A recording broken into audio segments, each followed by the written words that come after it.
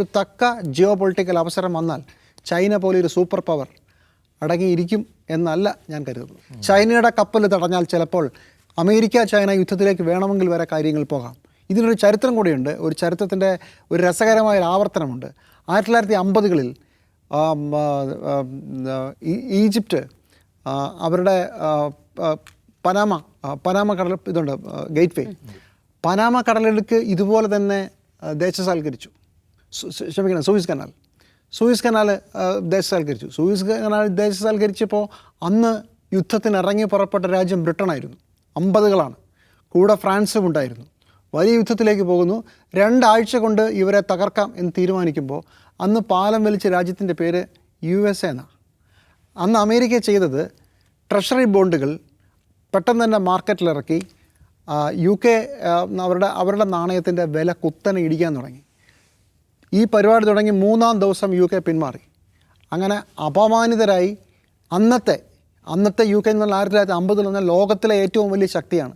അമേരിക്കയ്ക്കൊപ്പമോ അമേരിക്കയേക്കാൾ മുകളിലോ നിൽക്കുന്ന ശക്തിയാണ്.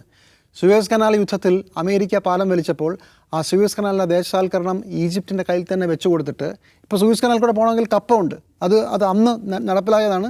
അന്ന് ആ ലോകശക്തിയായ UK തോറ്റ് പിന്മാറിയ അതേ സാഹചര്യത്തിൽ എൻ്റെ റോൾ റിവേഴ്സലാണ്. ഇത്തവണ USA പടക്കിറങ്ങുമ്പോൾ കൂടെ ഇല്ല എന്ന് UK പറയുന്നു, ഫ്രാൻസ് പറയുന്നു, ജപ്പാൻ പറയുന്നു, നേറ്റോ മിണ്ടുന്നില്ല. ഇതാണ് സാഹചര്യം. പക്ഷേ അമേരിക്കയെ സംബന്ധിച്ചിടത്തോളം ദേ ആർ ട്രാപ്ഡ്. ഇതല്ലാതെ വേറൊരു വഴിയില്ല. അമേരിക്ക ഇപ്പം ഇറാനെ തകർത്തുകളെയും തീർത്തുകളെയും ഭസ്മീകരിക്കും എന്നൊക്കെ പറയുമ്പോഴും ഹോർമൂസ് സ്ട്രൈറ്റ് തുറക്കാൻ പറ്റില്ല എന്നുള്ളത് അവർക്കറിയാം. അതുകൊണ്ടാണ് ഹോർമൂസ് സ്ട്രൈറ്റിന് പുറത്ത് ഒരു ചെക്ക് പോസ്റ്റ് വയ്ക്കാമെന്ന് പറയുന്നത്. അത് പക്ഷേ കൂടെ ഒരു രാജ്യം പോലും ഇല്ലാതെയും ചൈനയുടെ കപ്പൽ തടയാനുള്ള നട്ടെല്ല് തൽക്കാലം കുറച്ച് ബുദ്ധിമുട്ടായിരിക്കുകയും ചെയ്യുന്നൊരു സാഹചര്യത്തിൽ പൊളിയാനാണ് സാധ്യത. വീണ്ടും അമേരിക്ക ചർച്ചാ ടേബിളിലേക്ക് തിരിച്ചു പോകാനുള്ള സാധ്യതയാണ് ഞാൻ കാണുന്നത്. അതല്ലെങ്കിൽ നമ്മൾ യുദ്ധത്തിൻ്റെ വളരെ ശക്തമായ അടുത്ത ഘട്ടത്തിലേക്ക് പോകും. ചൈന സമാധാനം പാലിക്കുമോ എന്നുള്ളതാണ് നമുക്കിനി അറിയേണ്ടത്. ചൈന സാധാരണഗതിയിൽ ഇത്തരം കാര്യങ്ങൾ ഇടപെടാറില്ല. പക്ഷേ ഒരു തക്ക ജിയോ പൊളിറ്റിക്കൽ അവസരം വന്നാൽ ചൈന പോലെ ഒരു സൂപ്പർ പവർ അടങ്ങിയിരിക്കും എന്നല്ല ഞാൻ കരുതുന്നത്.